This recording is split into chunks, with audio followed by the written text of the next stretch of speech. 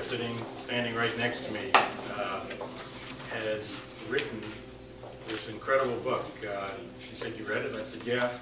My wife said, "You're reading the whole thing one weekend?" I really couldn't put it down. It's "You Are Not Alone, Life After a Breast Cancer Diagnosis." And without further ado, she has her own story. Thank you, doctor. So in May of 2006, I was diagnosed with early stage breast cancer, and it turned out to be multifocal ductal carcinoma in situ, which I know some of you know what that means. Basically, in layman's terms, early stage breast cancer found in more than one place in my right breast, And I was shocked to find out when I started doing some research that my choices were either mastectomy or radiation followed by tamoxifen. I'd been thinking, oh, early stage, they're going to tell me take a pill for 6 weeks or so and you're going to be fine. That wasn't the case.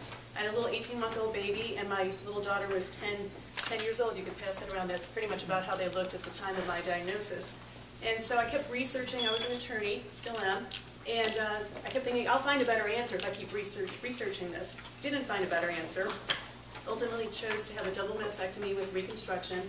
And not to offend the doctors that are in the house, but I found that my doctors weren't necessarily telling me what to do, which choice to take, or they weren't really just giving me information. So I realized I had to find out information on my own.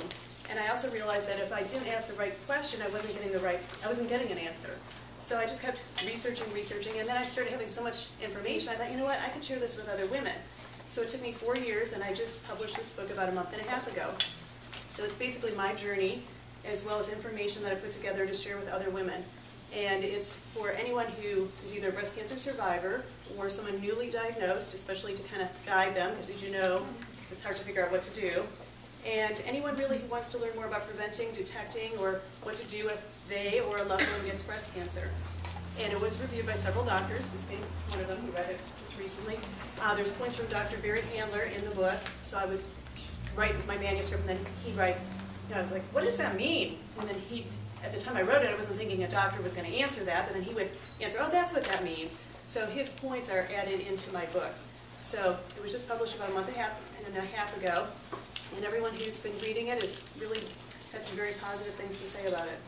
So I'm here, I can answer questions, and I'm sure you all have your own stories, and you can probably write a book too.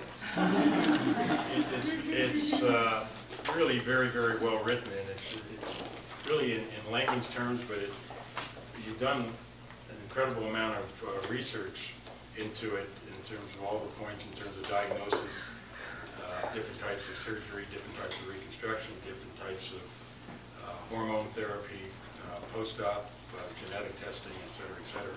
And it's really, really very, very well done. Thank you.